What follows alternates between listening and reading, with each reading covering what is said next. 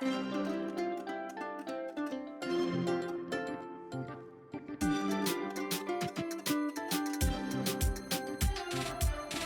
Caitlin. I'm Hannah. And I'm Natalie. Welcome to the Stride Sisters podcast. On today's episode, I've got some news that you don't want to miss. We also dive into some big Disney parks and non-Disney park news.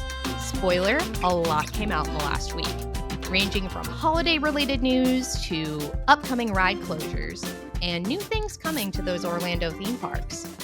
And for all of you runners, we're returning to our spooky series this week, but with a twist. We're talking about the scariest thing for any runner, injuries. From how to avoid them to what to do if they sneak up on you, we've got you covered. So, lace up your shoes and step into the magic with us.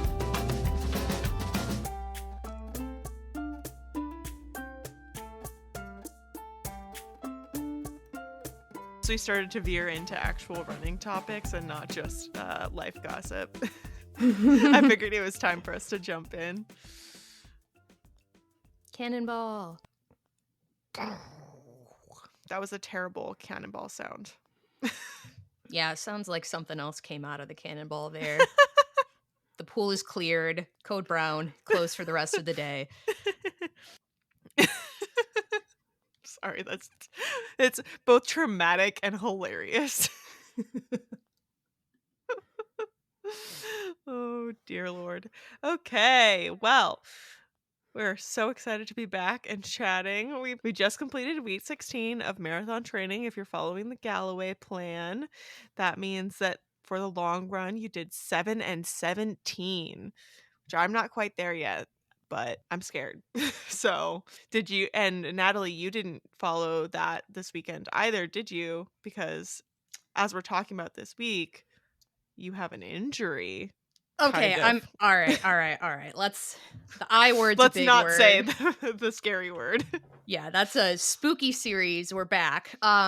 So I, on Thursday of last week, midway through the day, I got up from my desk and my right arch started hurting. And I have feet that are flat as a pancake. They are flippers. I haven't really had many arch problems before, at least in my running, etc. But it was like a sharper pain. So I am in running jail right now, being extremely cautious. So instead of being the Monty Python Black Knight, where 'tis but a scratch, I am being extremely cautious and trying to keep off of it as much as possible. By today, which we're recording on Sunday, everything feels pretty good.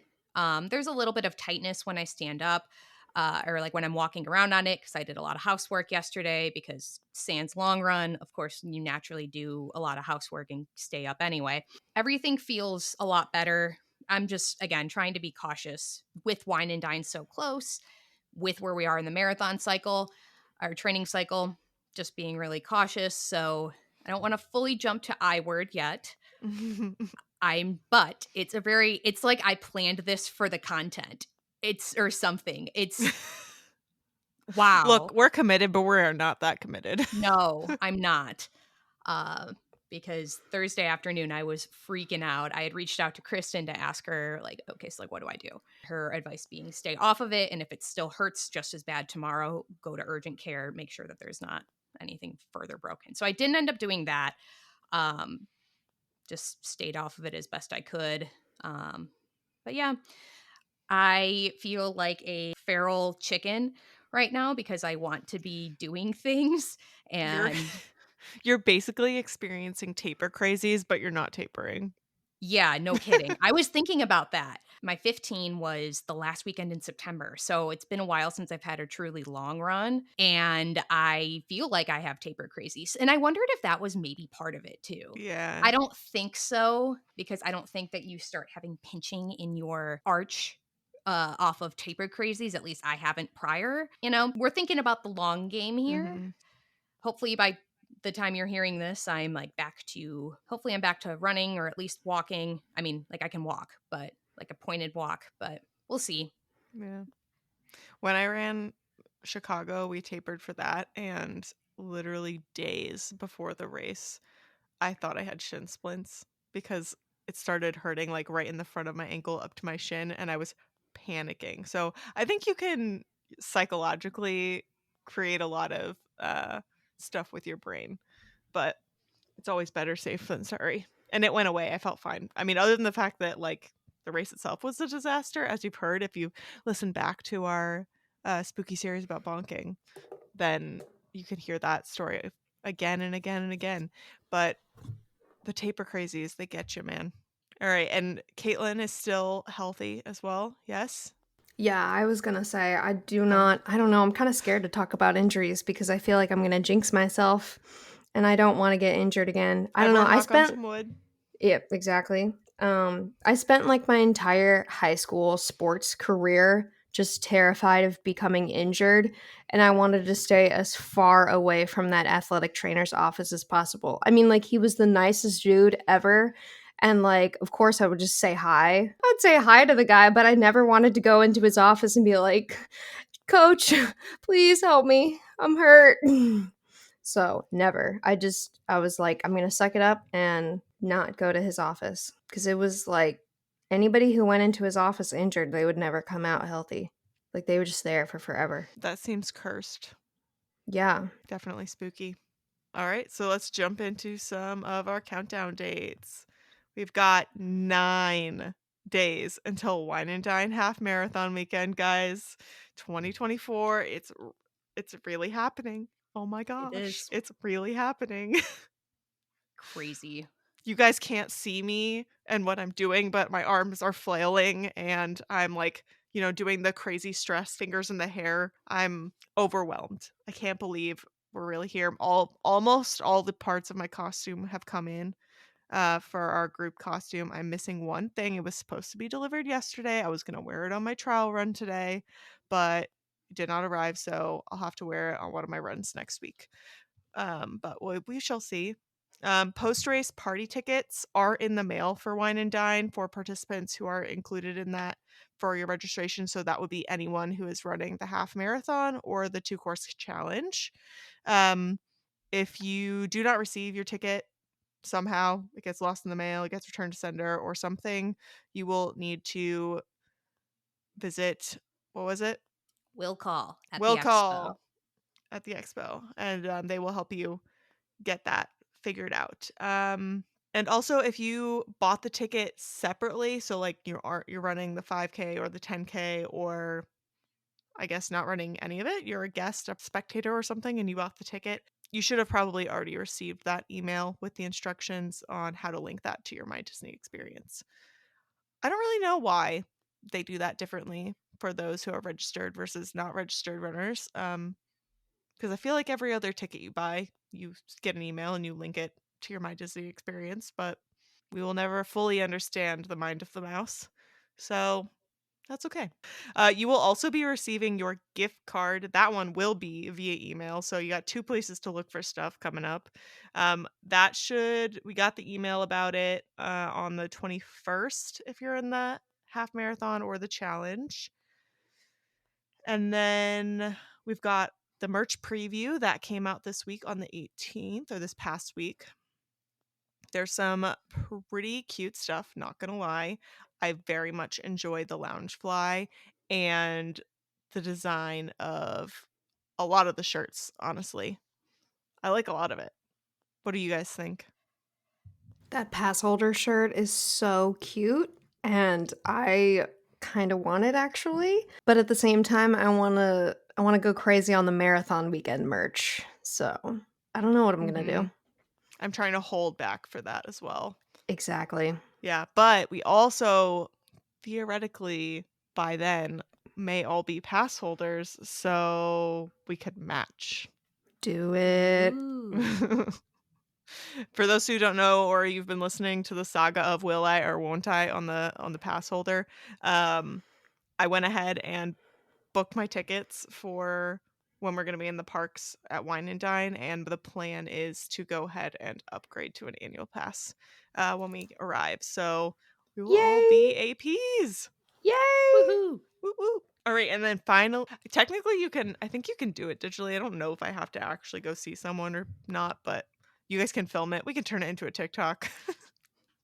There we go. That the moment when you become an AP. We'll find some music, I'm sure. All right, and then we've Oh, I got already the got a club song run in mind. Disney benefits for Wine and Dine. So platinum members, the shop will open from at 8 a.m. until 9:30. For gold members, that's 8:30 to 9:30. And then at 9:30, all members will have to proceed to check out and exit the merch building. Which is new. Well, Mm-hmm. Well, it's newish. new to Disney World. They Right. trialed it at Disneyland Yep. or premiered it. I don't know. So, yeah, you used to be able to just linger and loiter for however long, because sometimes I would, because I was taking my sweet time. But what's nice is that we can get in at 8:30 now versus 9 o'clock. So they're still giving us our hour, but just shifting it up a little bit. And because we're all cuckoo, we all show up by like 8:15 anyway to get in our line. I think that this will help a lot with virtual queues going more quickly because we all have to scram. Mm-hmm. So, what I am curious about in this, I'll report back on this after Wine and Dine, is there's the photo opportunities. If you look at the event guide and the expo map in the merch building, there's the photo opportunities.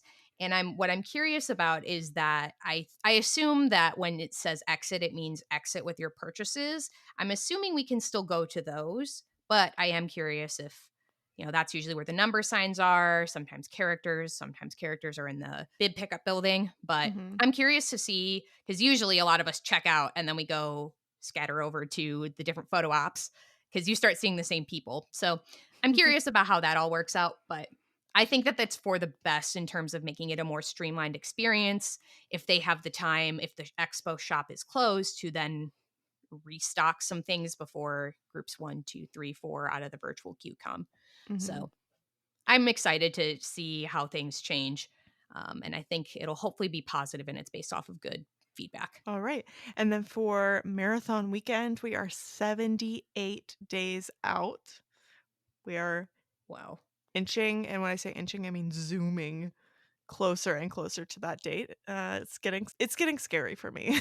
It's becoming real. I know that I'm gonna go through a phase for up until probably like a week or two out where I like disassociate from just how close it is. I'm just gonna like pretend it's not happening and then it's gonna hit me like a ton of bricks again. But us doing this podcast makes the time passing seem way too real. And then we've got 100 days until the Disneyland Half Marathon 2025, 121 days until Princess Weekend 2025, which we will all be at as well, and 163 days until Springtime Surprise Weekend 2025. Has anyone caved and signed up for springtime? I am so tempted. I'm so tempted to sign up because the challenge is still available, the 10 miler, and the yoga. I kind of really want to do the yoga actually. Would you sign up for just yoga, though? Um, I don't know. I mean, what is a Run Disney race weekend without running? I know. I don't know. I kind of want to do it. But Austin keeps talking about Princess Weekend. I think he's excited and he doesn't want to admit it. What about you, Natalie? Anything new on the horizon? Wink, wink, nudge, nudge. Yeah, so I haven't decided to do springtime surprise yet, but I did make another big decision in the last week. I am running the 2025 Chicago Marathon. Woo! Yay! So my train of logic was I've lottoed before and I was going to lotto this year. And last year I was too wishy-washy on it and then it had closed by the time it happened. So Mhm. and then I looked into charity bibs and saw that your fundraising minimum is Much lower lower. if you sign up before the lottery gets called, which makes sense. That was already a pretty strong calling for me, not made it a little bit more justifiable when you look at what your company matches, how much time I had, how and stuff like that. It already started to call to me. And then I saw for my charity of choice, which I'll say in a second, that there was a big Run Disney group. So called the Run Disney Villains Take Chicago team. I am running with Team Determination for the American Cancer Society for Yay! Chicago. Yay! So I'm excited. excited. It felt like the right thing to do. I've run for American Cancer Society before. Again, that's how my Run Disney journey started with the Princess 10K in 2020. And also, I mean, it's something that's close to my heart in a lot of ways. My dad passed away from pancreatic cancer 10 years ago last Tuesday. So when I decided to execute on this, it was in a way to celebrate his life and, the different things that, different services that we got from American Cancer Society, different things because, we aspire to live in a world where cancer is not a death sentence. I'm really excited. I'm excited to get to know a lot of the Run Disney villains too. It's a lot of names that I recognize from events or people I've met on course. I'm excited. A little nervous because my emotional support hydration vest can't come with me. So I'm going to have to get myself a new belt that's a little bigger to fit my gels, but I think we'll make it. I think I have a year to get myself used to the idea that I'm not going to have the emotional support hydration vest. So October 12th, 2025, Chicago, I'm coming for you. I'm so proud of you. That's so And if crazy. That's anyone wants to awesome. donate to Natalie's fundraising adventure, once we get the link, I will make sure that it is in our show notes and that it is in our links on Instagram. So you should be able to find it pretty easily. Yeah, once I get my fundraising page updated and whatnot, this will be your chance to bully me. So I'm not above taking bribes for donations of, I have to do something absurd. This is your chance. If you want to, I don't know, make me wear a chicken costume sometime. I don't know. This is your chance, though. I know a lot of people do like mileage fundraisers. A lot of people do different, you can pick this song. This is what I'm going to dedicate this mile to. So I'm excited. Or like come along my training run with me. So I'm excited. That'll be fun. And it's been almost 5 years since I fundraised last. And well, for a running event, I should say. But it'll be fun. It'll be exciting. And it's been really hard to keep to myself this last week. Let me tell you that. I told my family, I told my in-laws, but I made the determined effort to like keep it mum until the podcast dropped and it's out in the open. Oh, well, we can't wait to cheer for you and encourage you all the way to that finish line as well. I hear it's electric the whole way. I can confirm. I know. And I always wanted Chicago to be my first world major anyway, because if you guys don't know, I grew up in the Chicago burbs. My older brother ran for Team Determination in 2013 as well, in honor of our dad, who was still alive at the time. So I think, again, it's just a lot of reasons why it felt right to do it at this point in time. And I'm my last year of my 20s is going to be with a bang. Let's just say that. Alrighty. Do we want to move on to our Disney news segment? Yeah, we got a lot. Do you want to cover the news, Natalie? It's funny because when I started getting news, like collecting news for this week, I thought each individual thing was going to be, oh, this is going to be the big thing of the week. And then we kept getting There more. was a lot. Starting with Run Disney related news, Brooks is going to be the official shoe and merch sponsor of Run Disney starting in 2025. I'm excited. We're all big That is Brooks so exciting. girlies. Yes, definitely a Brooks girly over here.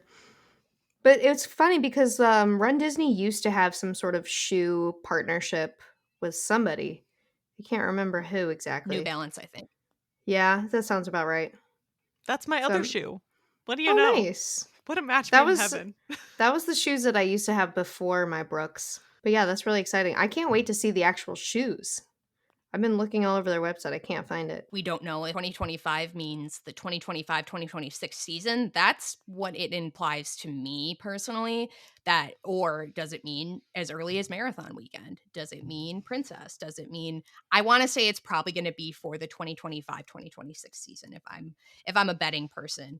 But I'm excited. I feel like a genius sometimes for keeping the Club Run Disney membership. I'm excited to see what kind of comes out. It's like they knew I was behaving all year long. because I haven't bought new shoes since Black Friday of 2023.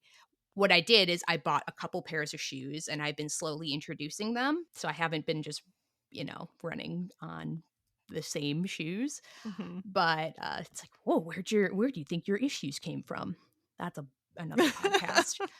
But it's like they knew I've been behaving and not collecting shoes, and they decided to reward my steadfast patience, and they're giving me shoes. But I'm excited.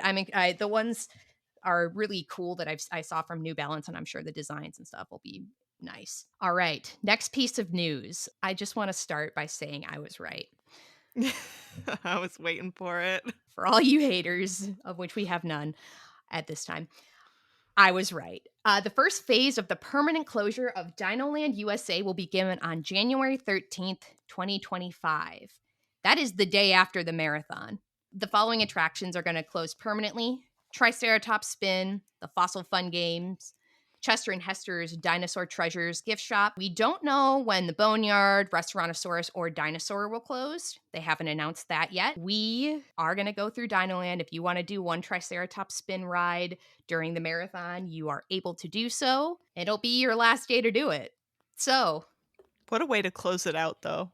what a way. It's going to have like long lines, and it's going to do to us clowns getting on it. And I'm excited to do it. But it'll be kind of nice to have like one last like jaunt through Dinoland as is during the marathon.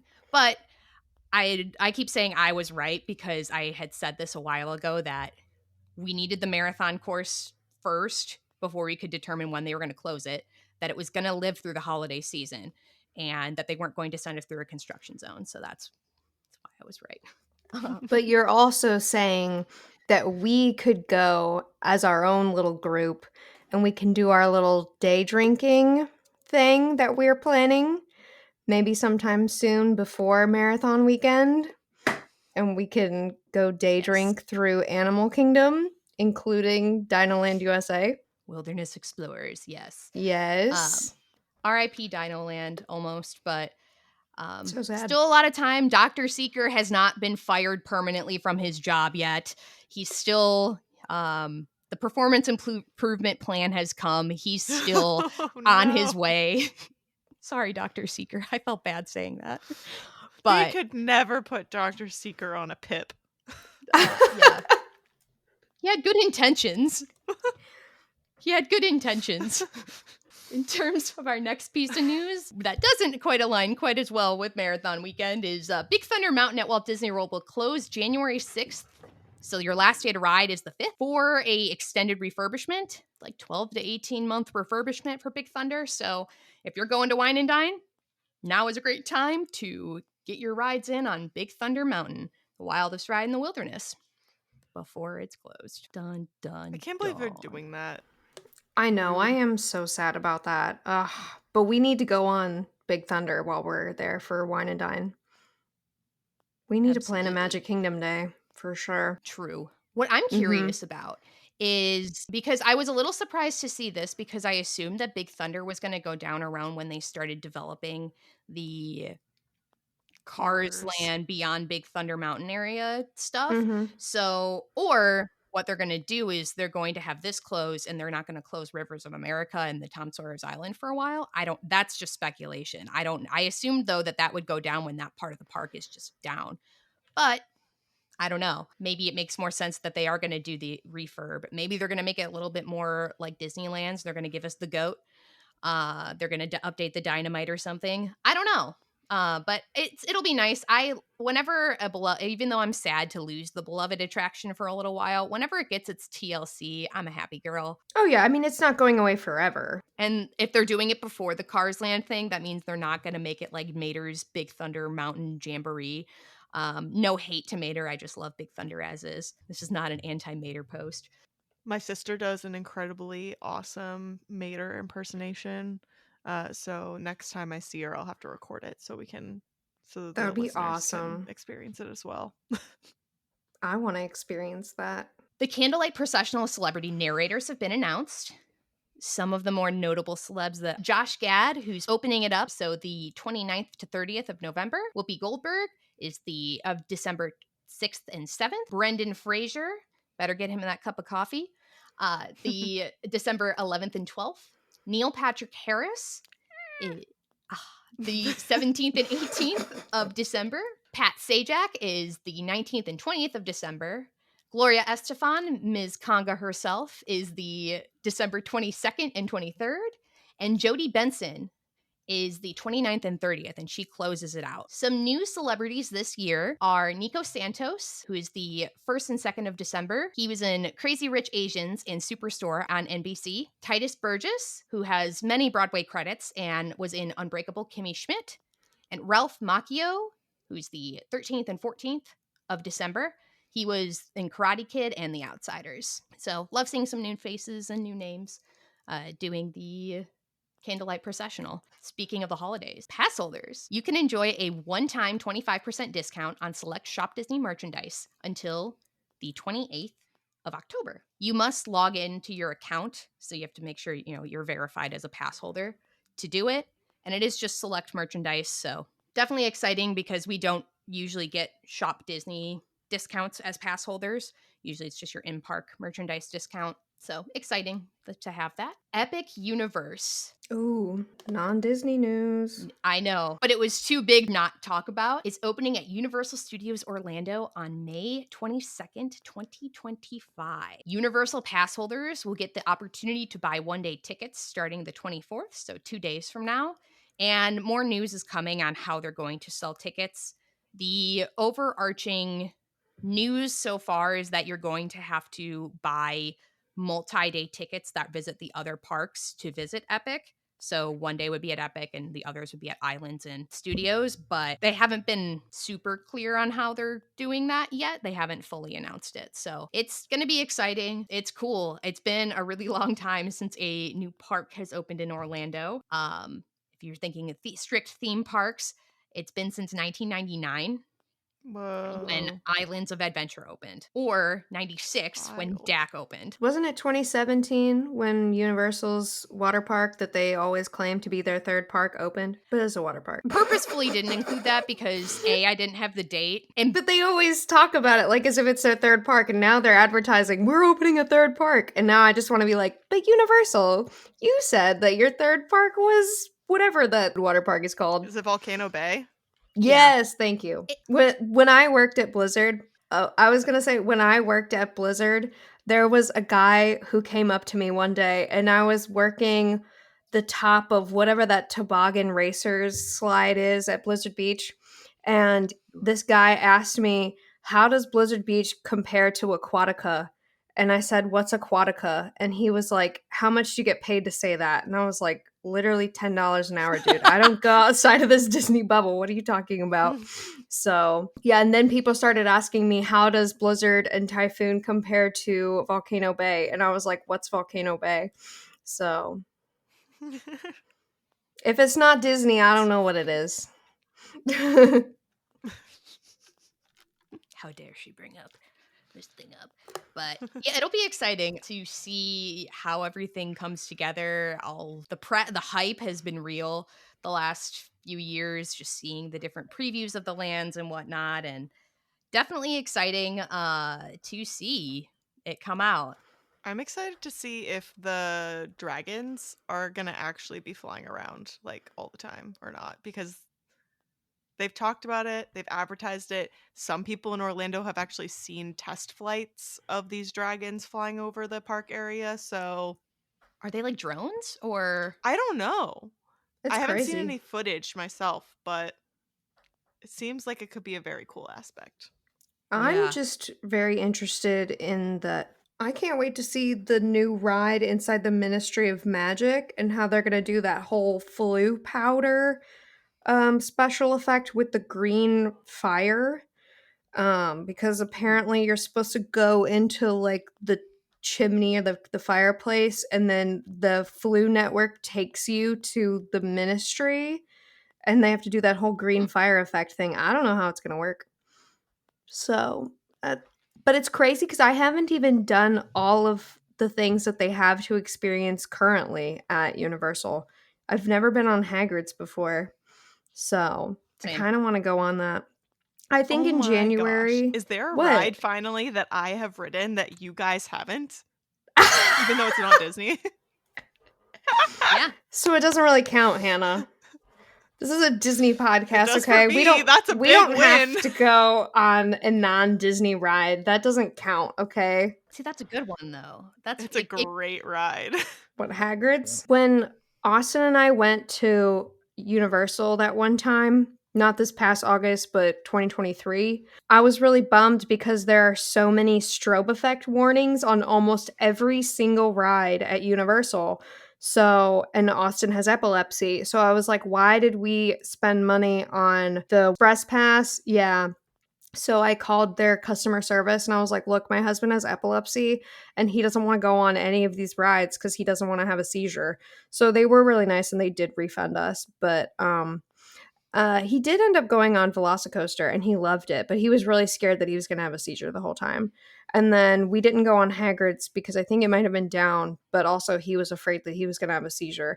And then somebody told me that it's literally just the like ride photo camera flash. We probably could have gone on it, and we're planning on going to Universal in January during marathon weekend. So, see, Austin's plan is he wants to avoid the Disney parks as much as possible. He wants to go to a water park. I know. I was like, really? He wants me to go to Blizzard with him in January. I was like, Ew. absolutely not. Yeah, exactly. No. And then he wants to spend like a day at We'll see. This Universal. will spite us and it'll be hot. I was just gonna say that the weather might do that for you. The weather Yeah, might make that decision, but then since we said that, now it's gonna be like a bajillion like really trillion degrees. cold. No, he wants to go to the water park. So No, if it's well, hot, Universe, if you're then listening, we're actually really excited to go to Blizzard Beach. okay, you guys can be really excited to go to Blizzard Beach. But then, I mean, the whole point was when we went that one time in August and Universal has like no shade or anything and they have all outdoor queues. He was like, why are we here? So I was like, we'll go in January when it's colder and then you'll enjoy yourself more. All right, what's the last piece of news, Natalie? So, on the topic of line skippers, Fast Pass, Express Lane, Disney came out with an announcement this week that they're going to offer an additional service on top of Lightning Lane, a Premier Pass at Walt Disney World and Disneyland. It is going to bypass so you won't have to make selections ahead of time. You'll just be able to ride each ride one time throughout the day, which includes the single pass Lightning Lane attractions. So you would be able to, for Animal Kingdom, for example, you could go on Flight of Passage and then you could go walk right over to Navi River, and that would be included with it. At Walt Disney World, it's going to be single park only to start. So you'll buy it at Animal Kingdom. You can't use it. You can't then go hop later to Hollywood Studios and continue to use it, at least in this launch period of it. At Disneyland, it will be for both parks. So you'll buy it for the day, and then you can run from Mission Breakout. You can go over to Haunted Mansion Holiday.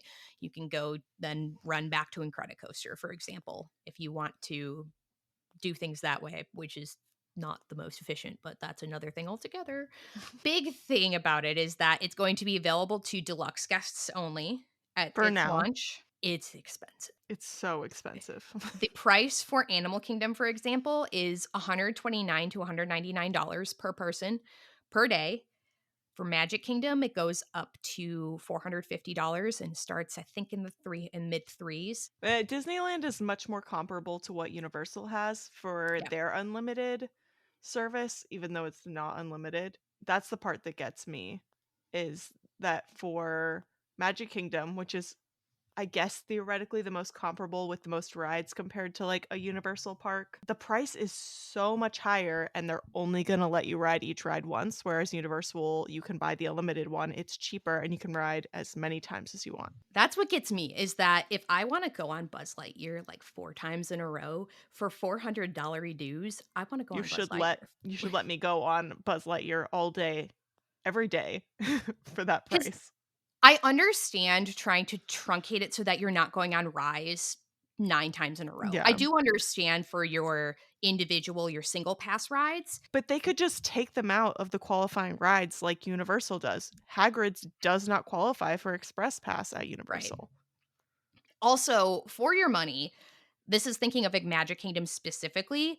If you're going to pay $400, let's just make math easy, for this per person, it becomes somewhat comparable to a VIP tour. If you have a full group of 10 on a VIP tour, that's the people who are led around by plaids and get to run around the parks and get to do skip lines. If you do and I'm saying optimized price because the price for a VIP tour varies throughout the year based on how Mhm. crowded things are. If you do a VIP around Christmas versus if you do it in a low season, it's different. But you're looking around similar prices per person to do VIP where you can hop. I think you can do things multiple times on VIP. I would need to confirm that. If you want to do Tower of Terror, like when you get to Hollywood Studios and you want to do it again before you leave to go to Epcot, I believe you are allowed to do that on VIP and you get a different level of service. I don't like picking on Dak because I love Dak. Mhm. So this is not hatred, but if you think of what your most expensive version of multi-pass, and if you get your single lane, I think that the multi-pass is capped around $25. Let's say this is Animal Kingdom only. $25. I think the highest price that Flight of Passage have gotten is also $25. So assuming even I'm wrong, let's round up and say it's $60 for that. So what additional value are you getting out of it for double the price, right? For some people, I think the feedback was I don't want to wake up at 7 a.m. on my vacation, the Mhm. prior version of Disney's Genie Plus. I don't want to wake up at 7 a.m. a week before my vacation to make my Lightning Lane selections. I don't want to be on my phone every 2 hours getting a return time. For Mhm. some people, I think paying double or almost triple is worth it. It seems like it's a more medium between your Lightning Lane multi-pass selections and VIP, assuming it's just your group in a VIP where it is a lot more expensive. It's not the optimized cost. It seems like it's supposed to be like that middle ground, but I think for it to make sense, and I guess people who, if you're staying club level deluxe, you probably, if you got the monies to burn, but seems like it's supposed to be that middle ground experience, but it's not that middle ground price Mhm. of if it were like $60 for Animal Kingdom. Again, I'm not picking on Dak. I love Dak. If you can only do it one or each attraction one time, you even use it for your shows. You use it for everything. I think you're done with the park by a certain time, and then what are you doing? Right? Like where does that I mean, if you really are optimizing your value out of it, what are you doing for the rest of that time? You're But gonna drink around the park and you're gonna do wilderness true. explorers Yes. if you're like us. Yes. Yeah, yes, you're gonna it's the vibe kingdom, right? Mhm. But I'm just Yeah. trying to think of like a like dollars to cents of Mhm. where is that additional, and again, I added some extra dollars into it just in case I was wrong with my pricing, but where is that additional value coming from of almost double to like just let me get on Everest like more than once, my lord. To me, Uh it's pure convenience. It's just a convenience fee. That's all it is. yeah, I do think it is that. To me, it's a weird place to be in because let's be real. Disney is expensive. Anyone who can afford to go to Disney is already doing pretty great for themselves. Is like it's an expensive experience. And to be in a spot where like I feel very good about myself, we can afford to go to Disney multiple times a year, like we're doing great. And but then to still be in a perspective of like that's insane, that's ridiculous, like that's too expensive is just like there's obviously people who will do it. They wouldn't roll it out just for like the shock factor. I mean, just it's not rage bait, I don't think. So there's obviously people who are going to pay it, but and there's always going to be that experience, but it just feels a little It feels icky, icky. spooky. Mhm. It's weird. Yeah. It's weird. They are going to cap it though. So it's not like it's going to be unlimited number of people can Hmm. do it that way, Yeah, but because that would be I am ridiculous. interested to see how Yeah. Well, Well, you're already limiting it to deluxe resort guests, and and then you also a subset of that. the whole point of the current system that they've been doing for years of the whole like the time when you make yourself that little reservation, it's so that they know how many people are going in certain rides at certain times, because if everybody just flooded the fast pass lane, the lightning lane for Space Mountain at 9 in the morning, and no one else was going in any other lightning lanes in the rest of the park, then like obviously that would be a problem. So they have the time reservations so that they can spread those out more evenly, so that this is definitely going to be a problem if they just say you don't have to make a reservation, go anywhere you want at any time. Now it's all chaos. So it's Well, probably yeah, one that's why they're reason. limiting it. Right. And that's probably one reason why Disney has been like holding back on this, even though like Universal uses it. I've never actually used Universal's express lane system, but when we went to Kings Island that one time, we did get the express pass, and it was amazing, and we felt like VIPs because we could just like show them our little wristband, and then we could go in any line at any time, and we could even reuse it like the unlimited version. So I went on the Beast 3 times that day, and it was fantastic.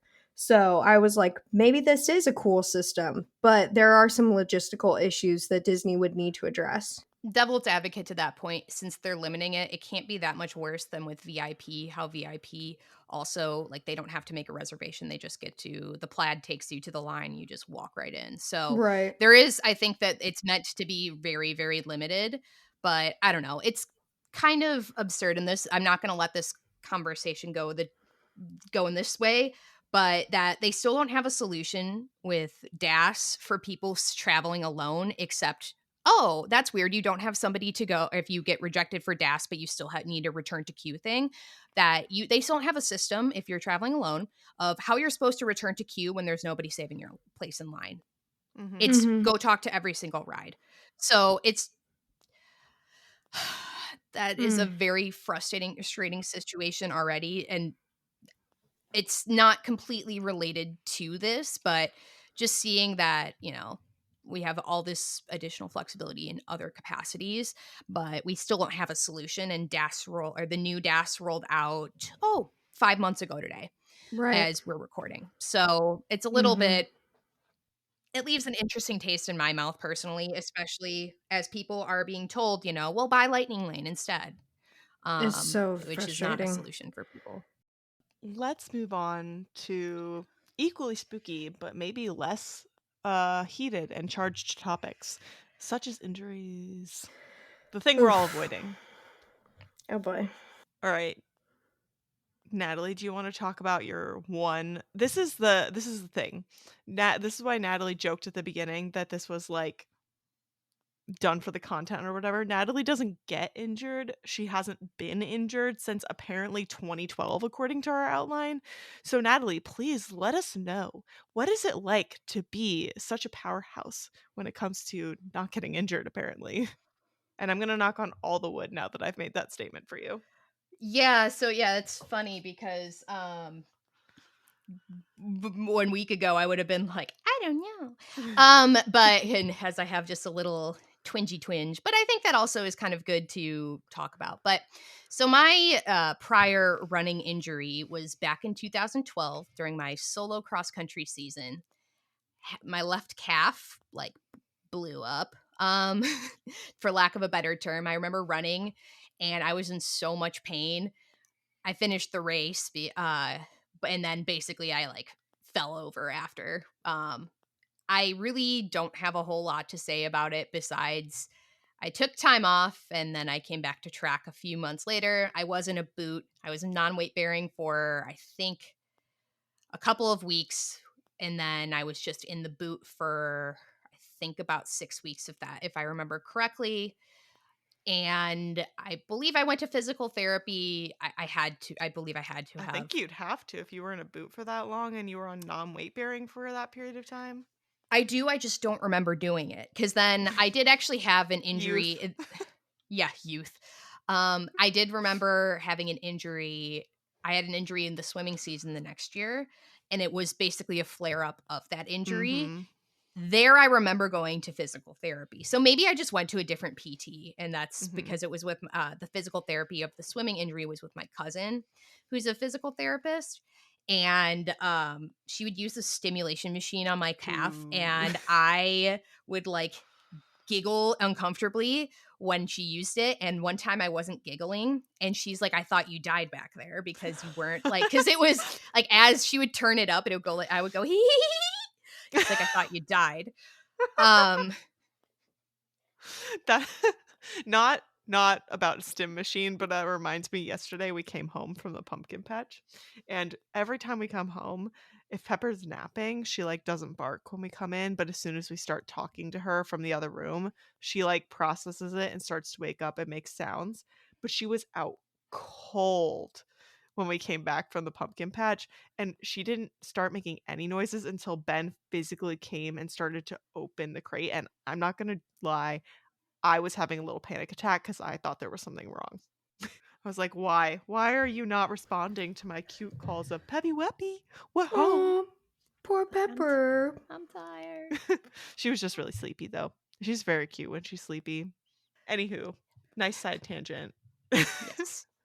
Yes. I wasn't dying on the PT table. It was good. Before that, I've been that long since I really had anything. I mean, I've had some different like twinges here and there.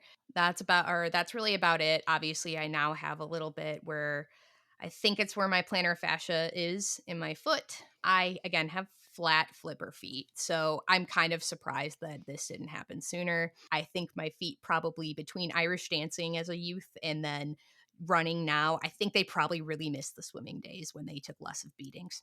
Mm, Yeah, I really have been pretty lucky as of now. So I'm trying to, again, be very responsible with this. And I'm not going to be happy with myself if I like kill a 17 miler and like absolutely rip it. And then I am wincing and limping in pain in 2 months and I struggle to complete dopey. And right, like it's, the training is not the victory lap. The race is the victory lap. So you do the training to get to the victory lap. mhm. And I'm trying to play it cool. Play it cool. You guys both have more recent injury stories than I do. Kind of. My little footsie, because we're not using the I word on it, aside. What about you, Caitlin? Oh yeah. Do Well, you have I any had injuries you'd like to tell the world about? yes, the one back in February from Princess, but that was just me being dumb. So, I wore really We're all old there sometimes. shoes. You gotta live to Yeah. learn. Yeah. Yeah, I did not train at all besides like running around the block one time prior to the race. And I wore really old shoes, and then I wore very unsupportive shoes around the parks for those 5 days that I was there at Disney, and put a lot of miles on those really bad unsupportive shoes. So that was really bad, and I was limping and hobbling for weeks. And so then I referred myself to go to physical therapy, and they did a lot of x-rays, and they even did 2 MRIs, and they found out that nothing was actually broken. I just had a lot of extra fluid, I think it was, in the my ankle Mm, joints. I've been trying to do my physical therapy exercises. I quote unquote graduated from physical therapy probably too early. Um they probably should not have graduated me back in July, but he did. He told me to get out. And I've just been really afraid of getting a new injury. But I think that it was because I wore the bad shoes and I hadn't actually trained or anything going into that Princess last February 2024. And now, when I ran that half marathon last weekend, I could actually walk around and do things afterward, and I was totally fine. So, which there were some certain people in my life who, after they found out that I did that half marathon on Saturday, they were really upset because they thought that I was just going to get injured again. but I was not hobbling or limping at all in this whole week since that half marathon. And I actually went running yesterday since that half marathon, and I feel fine, and my feet actually don't hurt. So it's crazy what stretching and fueling can do for you. That is what I've It's all learned. about the preparation, basically. It really is like hydrating You yourself did and more like, than run around the block. I know, right? It's so weird. It's crazy. Yeah. I Mhm. have had technically 3 Oof. injuries since I've started running, which has not been that long. Just in like What was that? adulthood. 20. Yeah, oh my gosh, no, if we wanna go down, like, the full list of injuries I've had since I was a child, we'll be here for days. Oh. I am injury prone, probably. Um, I'm also, like, outside of injuries, I bruise super easily. I am so clumsy. Just, like, the fact that I was a dancer apparently does not spill into my normal day-to-day life. It definitely spills into other, like, athletic endeavors I do, like, in the way I hold my body and my awareness of my body, but I'm a klutz, y'all. But with actual injuries since I started running, which was in summer of 2022, preparing for springtime of 2023, I've had 3, 2 to my ankles and 1 to my hip. Well, I say ankle, it's like ankle foot because all of my injuries have been soft tissue injuries. I haven't luckily had any fractures to the bone. So, for springtime surprise, the injury did not come from training. I was actually this a similar situation to Caitlin. Ben and I did not train. I was so hyped about it when I signed up in that summer, and I was training super well until the holidays, and then it all fell apart. And during the holidays, Ben and I decided to adopt Peppercorn, our baby, and she basically took over our lives during all of what was supposed to be training for springtime, like actual springtime training. And so we didn't really do much. I think I ran maybe 5 miles like 3 times leading up to springtime surprise. So honestly, miracle that I didn't get hurt during the race itself because ironically or unironically, I don't know. We ran that race. My right big toe was in a ton of pain the last like mile, and I was like, this is uncomfortable. So I just ran faster because I wanted to be done. Oh no. And I didn't know like anything about like why my toe was hurting. I just figured, well, let's get it over with. I didn't think, you know what, that would be a good idea if I stopped and retied my shoe so that my foot wasn't sliding because I didn't know that was why my toe was hurting. Then we had a full vacation set up. So we walked around Magic Kingdom that day and did another like 15 miles on top of the 10 miler. So did basically a marathon on no training. Do not advise. And that is actually how I injured my ankle, was that extra 15 miles after the race because I had that toe injury where I bruised my toenails so badly that I couldn't really put full weight on that. I had been like walking on the outside edge of my left foot and I managed to sprain my ankle. I didn't realize that's what I had done, but I had sprained my ankle and I was in physical therapy for, let's see, springtime surprise was in April and I was in therapy until I think like July or August. So I was in physical therapy for about 3-ish months to get that resolved, and it was pretty uncomfortable because I strained there's the longus and brevis I don't know if it's peroneal or perineal. I say it wrong because I pick one, tendon that runs along the outside of your ankle and then connects to the side of your foot, and then one of them connects and goes all the way to like under the ball of your foot. And I injured both of them, so that was very painful. I could basically only walk in Crocs.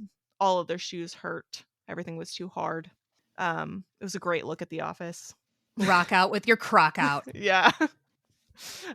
Gave me an excuse to buy another pair of Crocs though, so I I very wanna get a much pair of enjoyed that. This was Crocs. pre-UFA.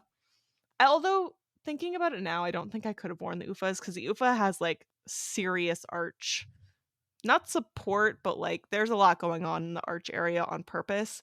And I think that would have put pressure directly on the injury. So the Crocs were a good choice. And then the next race, which I signed up for while I was injured with this ankle injury, I signed up for Chicago in the car driving home from Springtime Surprise before I knew I was about to be in physical therapy for 3 months. And I did it on a charity bid post lottery. While a great motivator and so happy I did it, impaired my training for sure. And while I was running Chicago about the halfway mark, I do think I talk about this in the bonking episode a little bit, but my ankle on my right foot, so my other ankle, was just suddenly in like so much pain. It was right on the front, sort of just ahead of it wasn't the like, is between where like middle front would be and your ankle, just sort of, there's like a little pocket there. If you find it on your ankle, you'll know where my ankle hurt. And I was confused because I hadn't rolled it. I hadn't done anything. It felt like a pinch. And so I was like, maybe my shoes are too tight. We stopped. I adjusted my shoes, didn't do anything because I think at that point the damage was done. Um, and so then I ran the rest because I'm in psycho and it was my first marathon and I did not want a DNF, even though that was probably not advisable, especially if you know how that story ended.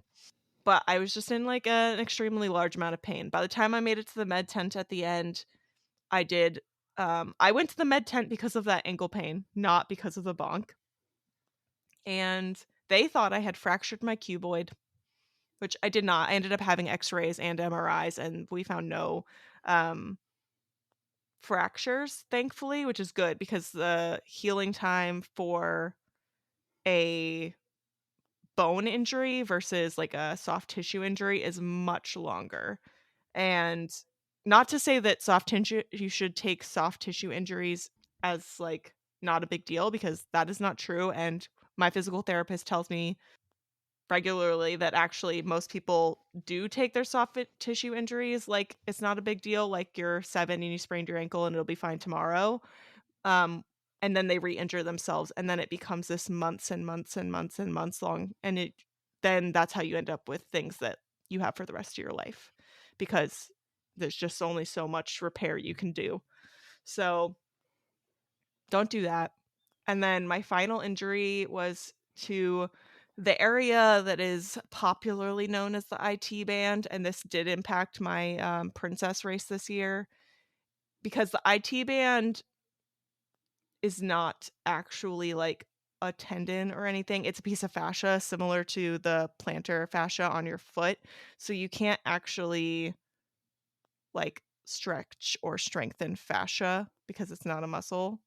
You have to strengthen the things around that bit. So people always talk about like stretching their IT band. You're not actually stretching that, you're stretching everything around it. Anywho, I didn't seek medical attention for that pre-princess, which was probably a mistake. It came on during a run. Ben told me to stop. He was the one who made the call for me that it was not worth it. I have a problem.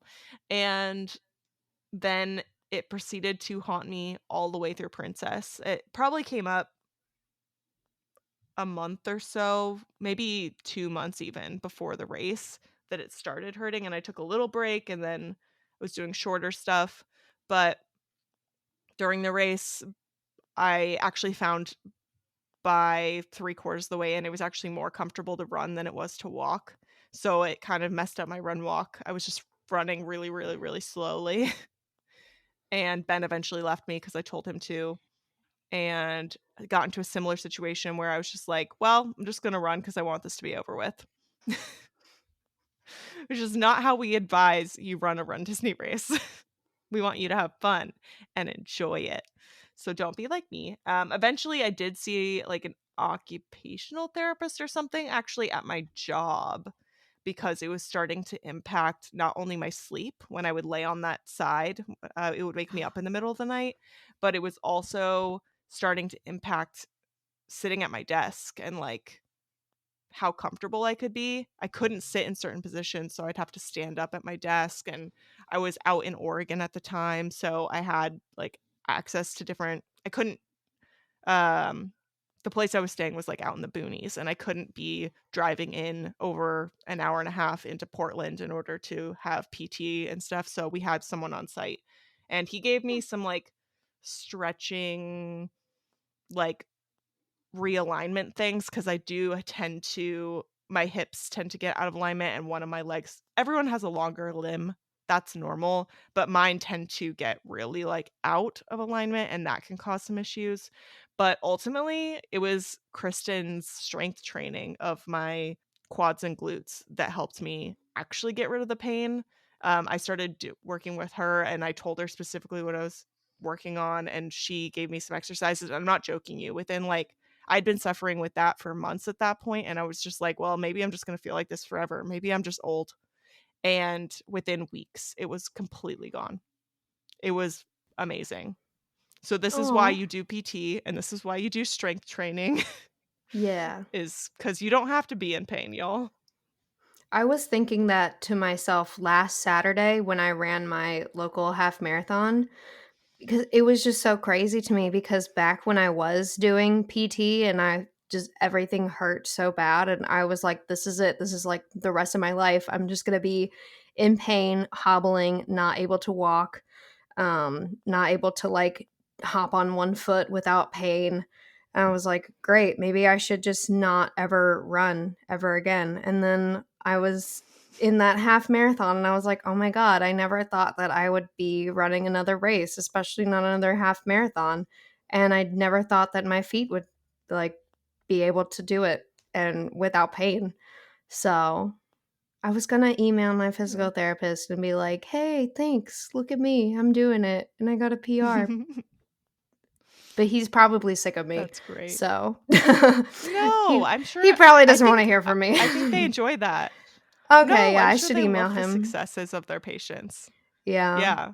That's how I feel Mm, about marathon weekend coming up, is like, this is my redemption of like, I'm going to have a marathon where, like, don't get me wrong, a marathon's really long and there's going to be some amount of pain, like not injury pain, just like discomfort that comes with running a race like that, especially with all the other races with Dopey.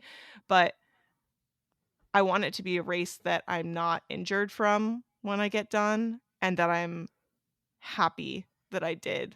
Like, I don't want to spend the entire second half crying because I'm in pain. I want to maybe cry because I'm so happy that I am completing it and that I'm doing it and that I'm proud of myself. happy I'm tears pretty sure I only. will cry because of that. Yeah. Well, happy Me tears too. only. I every time I think about finishing the marathon, I start crying. So, and I haven't even run a marathon yet. So, It's going to be an experience. There's going to be a lot of tears happy tears. and a lot of pixie dust later. Yes, but you should not be hobbling and limping and wanting someone to carry you or push you in a wheelchair for days and weeks afterward. You should be able to go back to your normal life activities. And Mm-hmm.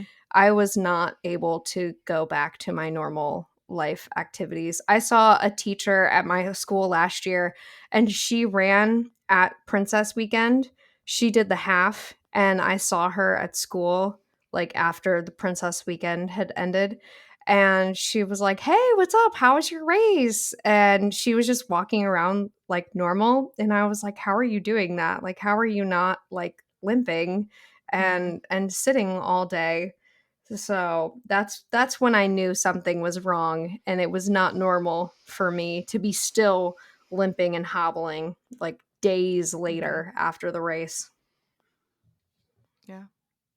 So let's talk a Yes. little bit more about that. Like, how do you assess the difference? Because we talk all the time about, like, we have a hard strength workout. Natalie posts them to our stories a lot of the time, and then we text each other and we're like, death emoji, soreness, I can't walk. We're joking, we can walk, it's just sore.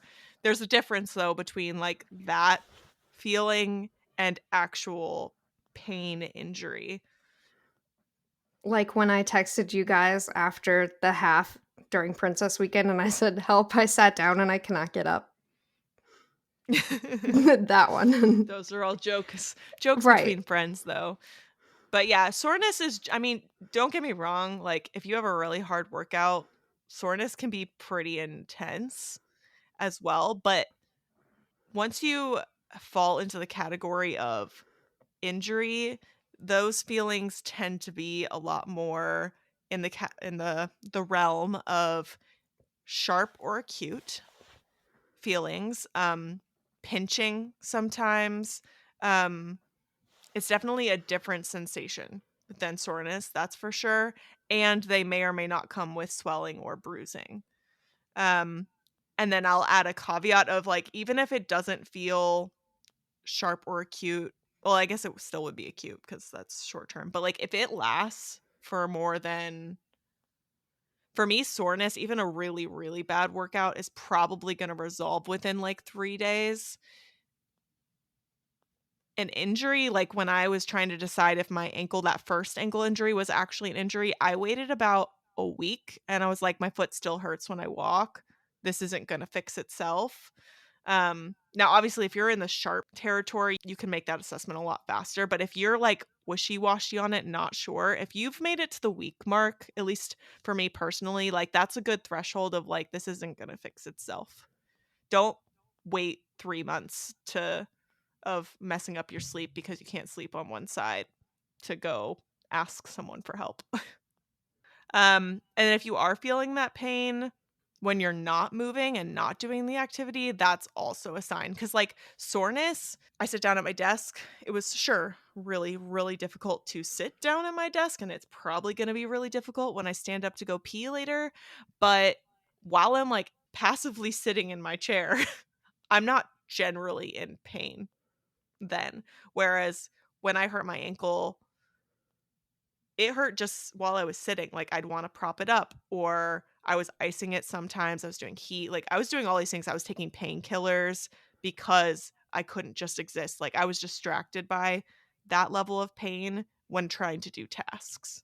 Anything else you guys want to add of how you personally identify the difference? Because I do think this is hard for beginners, like, and just in general, like, we never want to admit that something is actually an injury. You kind of try and put it off of, like, no, no, no, it's all going to be fine. Well, here's an Maybe that's article just me. from the New York Road Runners, where this one doctor named Dr. Andrew Creighton, he said that he has 3 tips for knowing whether it's just normal soreness after running versus actually getting an injury. One of them is the timing. So, just normal soreness is typically more of just a tender situation, and it will present itself for about 1 to 3 days. Whereas an actual injury, the pain can present during or after physical activity and often last longer than 3 days after the physical activity event. So that's pretty much Mhm. consistent with what we were talking about. Good to know that I didn't just make it all up. Always gratifying. I'd say that when I've noticed things that I want to watch in the past, it's been almost a quick onset. Like I one time Mhm. had an issue, I think it was with my hamstring during last wine and dine weekend, where it came out of like nowhere. That's like a recurring theme, I guess. Mhm. Came out of pretty much nowhere. I sent Kristen, this is just a big advertisement for Run Fit Mama. Run Fit Fab Princess starts the 1st of November. Anyway, I sent her a message about it. I'm like, hey, this came out of nowhere. I've had no hamstring issues in the past. Like, what do I do? And she sent me like 4 voice notes back of Mhm. things to do about it. And because basically being, don't do too much because I think you just need to rest a little bit Mhm. because your hamstrings are fickle. As much as runners don't want to admit it, I think you kind of know Mhm. when it's bad times Mhm. versus just, oh, I'm just a little sore. But also to that note, this is why it's important to have a, similar to any like injury, illness, whatever, it's important to have a support system, whether that's a coach like Natalie and I have who we can bounce things off of, or if it's your partner, or you have a friend who's a medical professional, I don't know. But it's important to have like someone else that knows you to say like, "Hey, this isn't normal for you." That Yeah. can give you that reassurance that you're not just having the taper crazies or making it up in your head. You can tell it's a you're not sure it's an injury because you won't say something hurts when it's an injury unless you like broke your leg. You'll be like, that doesn't feel right. That feels weird. Yeah. Yeah, no kidding. But and just when I've had things in the past where it's just being in tune with your body and monitoring things as well. And I think this is a good skill outside the realm of injury as well for running, of being in tune with your body and going like things off of effort, things off of it's not always just about time, it's sometimes about effort. So if something is more effortful, okay, if it's 90 degrees outside with a dew point of 80, yeah, it's going to take a lot more effort and you're going to run slower. That's a separate thing of being in tune with your body of, okay, this does not feel right. It's just being in tune with what should, because, you know, a lot of people are like, no pain, no gain. This That's doesn't have not to true. suck. This doesn't have to suck. You know, big believer in this doesn't have to hurt every single day in and out. Because it shouldn't. Because then sometimes I think people are like, oh, well, that's causes the push through it mindset. Like Yeah. it's monitor and be in Mhm. tune with yourself of what should feel right and what doesn't. That was like a big takeaway that I took from listening to this podcast the weeks that I was not here because I was in Cleveland. And Natalie said that running does not have to suck. You can still enjoy it. And so that was like when I started fueling properly and when I had the hydration vest that I was like, wow, this actually doesn't hurt and I feel great even after running a half marathon. So listen to your body because you probably just need to take better care of yourself. Yeah, and then once you have identified it's an injury, similar to what Caitlin and I have done, and also Natalie in her good old days, You that you're gonna want to consider whether or not you need therapy, and that's for like a medical professional to help you decide whether or not and how much you need. I'm always gonna recommend go see a doctor, go see a physical therapist. They're doctors too, but like you know what I mean. Go see someone and let them help you decide whether you need X-rays, MRIs, whether you just need some guidance and manipulation and exercises to do, and then let them decide when you're ready to return, because that's my physical therapist always said, like, that people would not, they would decide, oh, I'm feeling better, and then they re-injure and then they're back. So definitely listen to them. They know what they're talking Physical about. therapy is so great. Physical therapy was so awesome. I loved it. Everybody there was just so, I mean, maybe it's just my physical therapist, but everyone there was just so welcoming and they were so like accepting of anyone's goals. They were like, "Oh, you want to run a marathon? Okay, cool. We're going to help you get there." And it was just so inclusive and it was really nice. And I never felt judgment or anything at all. And it was wonderful. So, highly recommend physical therapy. All right, and then as I said before, when you're trying to get back into running, if you have sought advice from a medical provider, do not start without clearance from said medical advisor. You do not want to get hurt again. You don't want to re injure or aggravate the existing injury or injure something else. And then you have two injuries, because that's very easy to do when you're compensating for something else. And trust me, if it's both ankles at the same time, then you're just SOL. So let's not go there. And then don't expect to get back to where you were like right away after you start back. Depending on the injury, you're going to lose a little bit of fitness. That's just a reality. Now, if you take a week off and rest, and hopefully it doesn't progress into a full injury, 1 week's not going to kill you. You're fine. Don't panic. But if you're talking about like these 3 months or more that I took off with my injuries, you're going to be a little bit of behind. You're going to have to take time to rebuild, and that's okay. There's nothing wrong with that. And you don't want to push yourself to be where you were before, because then again, you're probably going to end up injured. And it's not going to be fun. Like we No. just talked about, running doesn't have to hurt. And if you're trying to push yourself to be somewhere that you're not anymore, like that sucks.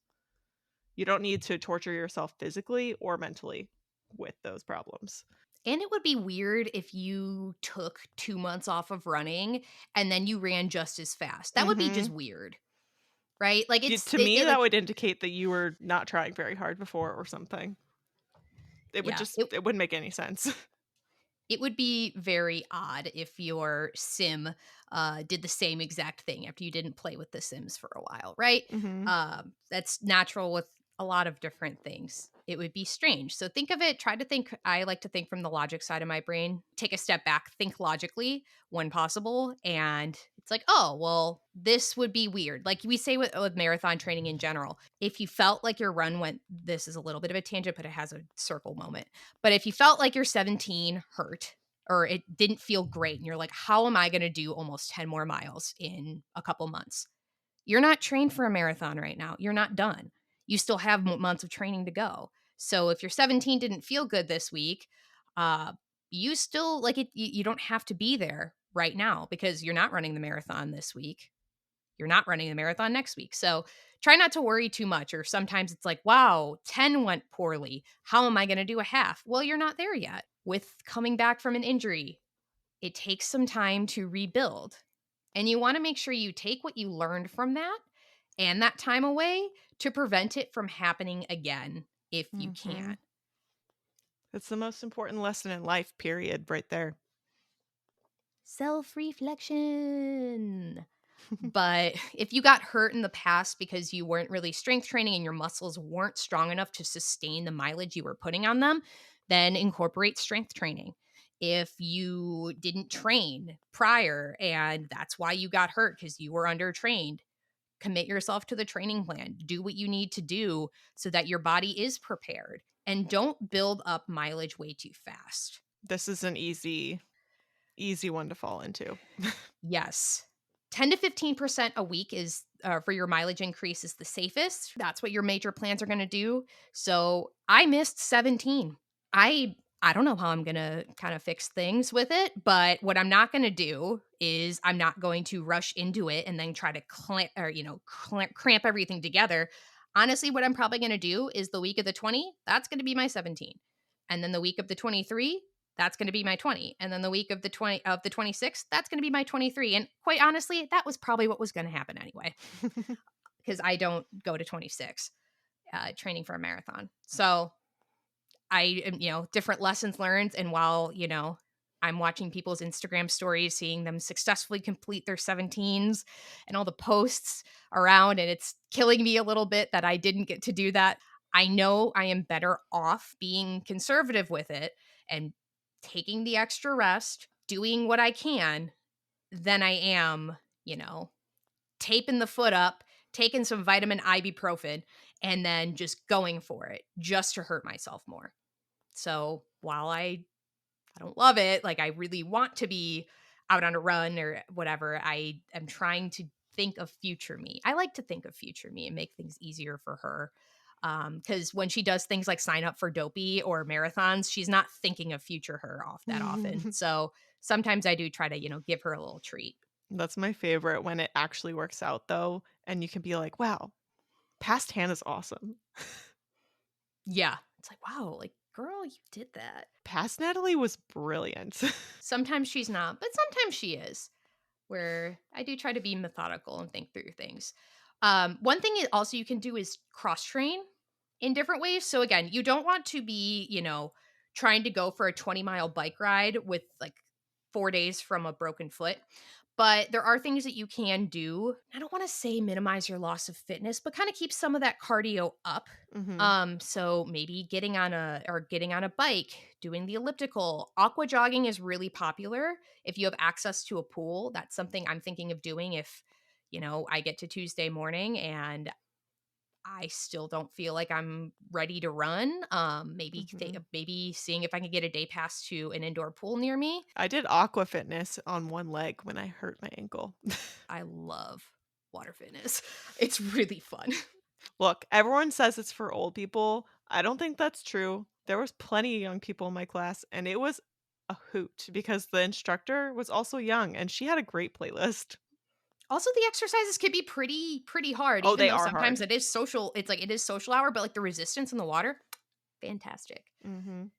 So different things you can do to cross train. Like I'm still going to do my weight training. I don't want to say I'm going to avoid things with my legs because that's not what I want to do because I don't want to only overcompensate by not strengthening the muscles around. But Kristen and I are talking about what I can do to strengthen the different muscles that are near my foot so that, again, I don't have a recurrence of this. And then it's made me also think about some of the things that I say it came out of nowhere. And I do believe that it did. But there's some things I can think of that I wasn't doing as good a job of stretching before I went out. I would do some of it, but I'd cut the video like a little short and then not do all of it. I think that when I ran Wednesday, did my speed workout, I do think my one shoe was a little looser than it should be. I know I don't have inserts in that shoe, which I'm going to rectify today and go buy a new pair. They aren't old, but there aren't inserts in them. So I think that there's some self-reflection that I have with this little scare that I am going to continue on of how do I take care of my feet? Are my shoes I wear to work that supportive? They are pretty supportive. I did spend a little bit more time on my feet though on Wednesday. So and I did a double on Wednesday where I ran and then I did strength. And then I was on my feet a bit more, did that. I'm trying to not go crazy analyzing every little choice I've ever made because that'll just send me down a rabbit hole. But I'm trying to do what I can to learn from things and make sure they don't happen again. Have I had some weird arch pain before? Yeah, sometimes my feet are kind of sore. So what am I going to do to rectify that? Yeah. You can always observe and take notes. You don't necessarily have to take action on those, but it's good to make a note just in case you need it later. Yes, be honest with yourself. Save yourself the pain of later, but save yourself some of the heartache of what could be a worse issue later on. It's all about prevention. Exactly. Prevention to the point you can. And KT tape is wonderful, but it doesn't fix everything. It's not duct tape. True. Okay, True. I thought that was a lot funnier than you guys did, so. It is. It is. I was trying to think of thing like a airplane held on by duct tape, held together by duct tape. But yeah, ibuprofen and KT tape are tools, but they are not they're not miracles. They're good. They're good, but there's things that you can do, but you can't stretch out like a fracture. So I'm just thinking about the Miranda Bailey quote where she's like, "I am being held together by tape and glue," and that's me being held together by KT tape. Well, think that's a show. If you enjoy listening to our show, please leave us a review and a 5-star rating. We love reading your reviews out loud, and you might be featured on a future podcast episode. We've also started a community spotlight on our Instagram. If you want to be featured for a Medal Monday, Finish Line Friday, or any accomplishment that you want to celebrate, send us a picture via our social media platforms or our email. Thanks for listening. Until our next adventure, we're wishing you endless miles of magic and memories. See you next time.